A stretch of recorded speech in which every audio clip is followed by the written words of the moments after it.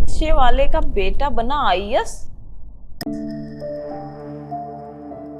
ये कहानी है बनारस के अलईपुरा गांव में रहने वाले 12 साल के गोविंद की, जिसकी बचपन में ही पढ़ाई में बहुत रुचि होती है और जीवन में लगातार सुख सुविधाओं का अभाव बने रहने के बाद भी क्लास में हमेशा अव्वल आता है। पिताजी रिक्शा चलाकर पूरे घर की जीविका चलाते हैं। माँ गृहिणी थी जिनका ब्रेन हेमरेज से देहांत हो चुका था, और 3 बहनें हैं जिसमें निर्मला दी की शादी हो चुकी है, और 2 बहनें ममता दी और गीता दी हमारा दायां और बायां हाथ बनकर हमेशा हमारे साथ खड़ी रहती हैं। गोविंद, प्रश्नोत्तर याद हो गए हो तो नहा लो, हम बाल्टी भर दिए हैं। दीदी, तुम्हारी ड्रेस कहाँ है? तुम जाके नहाओ, तुम्हारी ड्रेस कल हम धो के डाल आए थे छत पे, लेकर आ रहे हैं।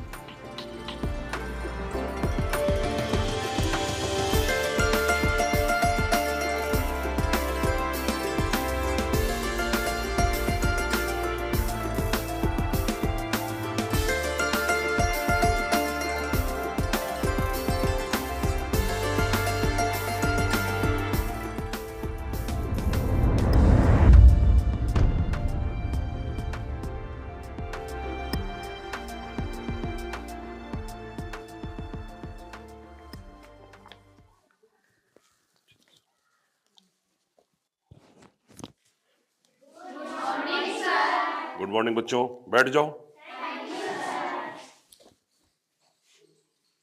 सर, आज हिंदी का टेस्ट है। हाँ, आज हिंदी का टेस्ट है, लेकिन उससे पहले जो कल मैथ्स का तुम लोगों ने एग्जाम दिया है उसके नंबर सुन लो पहले। तो पहला नाम है गोविंद जायसवाल। सर, इनके सबसे ज्यादा नंबर है, 20 में से 19 नंबर। बैठ जाओ। और बाकी सबके 8 नंबर से भी कम। Very bad. Gyan Prakash 6 number, Radhe 4 number, Madhu 5 number.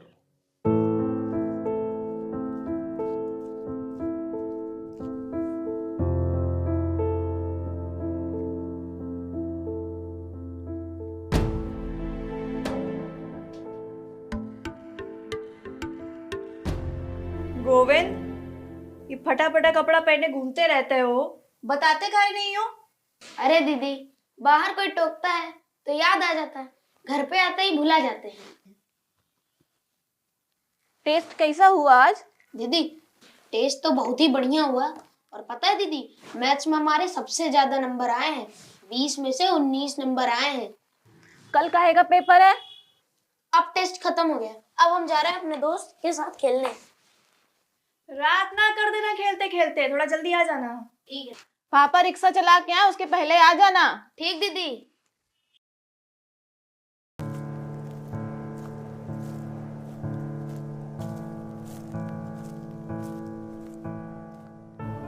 जीवन में सुविधाओं का अभाव मुझे 12 वर्ष की उम्र में ही अप्रत्यक्ष रूप से बहुत कुछ सिखाता जा रहा था। जिस उम्र में बच्चों को साइकिल चलाना और खेलना कूदना पसंद होता था, उस उम्र में मुझे अलग अलग वर्गों के लोगों को उनका काम करते देखना पसंद आने लगा था। मेरा बस यही मानना था कि हर वर्ग या हर तरह के काम का अपना रिस्पेक्ट होता है, लेकिन समाज के बहुत से लोग आपका भविष्य आपके पिता के व्यवसाय से जोड़ते हैं।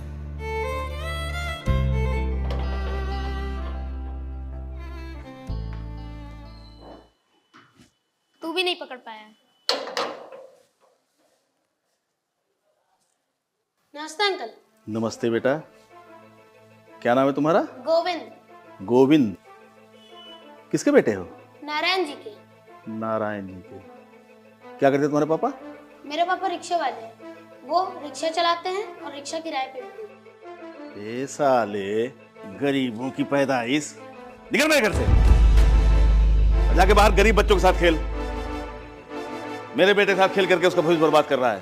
पापा, आप अंदर जाइए। आउट, आउट, निकल।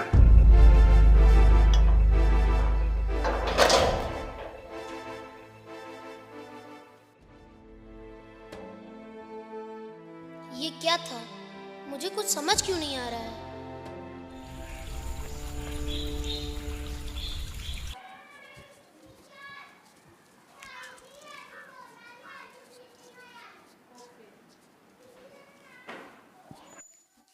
सर, हाँ बेटा, बोलो। सर हमको कुछ प्रश्नों का उत्तर पूछना था, बता देंगे? हाँ हाँ, जरूर बता देंगे। कॉपी कलम लेके आओ, बहुत अच्छे से बता देंगे। सर हमको जिंदगी के बारे में जानना था। जिंदगी? पूछो, क्या क्या पूछना चाहते हो? सर हमको कल से एक बात समझ नहीं आ रही। हम क्लास में हमेशा प्रथम स्थान प्राप्त करते हैं और अमित मेरा सबसे अच्छा दोस्त है, लेकिन जब कल हम उसके घर खेलने गए तब उसके पापा ने हमको अपमानजनक शब्दों का इस्तेमाल करके निकाल के दिया। देखो बेटा, बारिश हो रही है, आओ अंदर चल बताते हैं, आओ।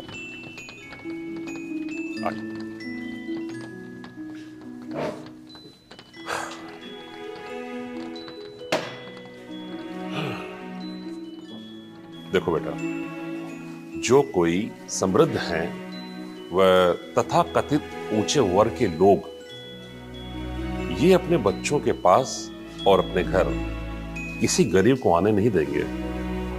सर मगर ऐसा क्यों? वही तो मुझे जानना है। बैकग्राउंड अलग है ना बेटा, इसलिए। इस बैकग्राउंड को बदला कैसे जा सकता है? बैकग्राउंड बदलने के लिए दो रास्ते हैं।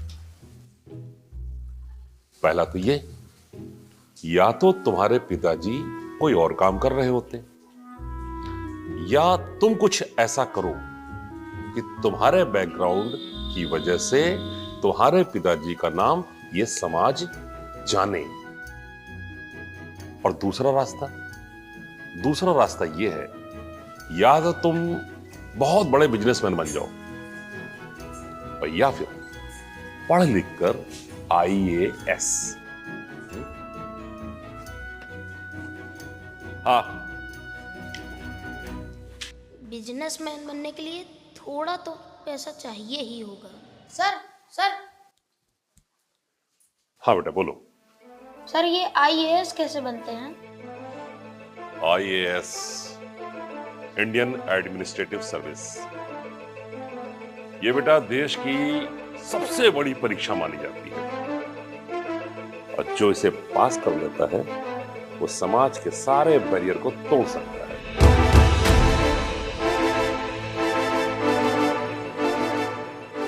जब वक्त ही थपेड़े लगा रहा हो तो किसी इंसान से धक्के खाने में कैसी शर्म।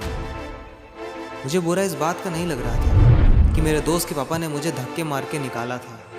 सच्चाई पता चलने पर मुझे तकलीफ तो सिर्फ और सिर्फ समाज की मानसिकता देखकर हो रही थी। जिंदगी धक्के तो केवल जिंदा इंसान को ही मारती है कि अगर उनमें कुछ कर गुजर जाने का जज्बा हो तो वो उठ खड़े हों, वरना लाशों को कौन पूछता है।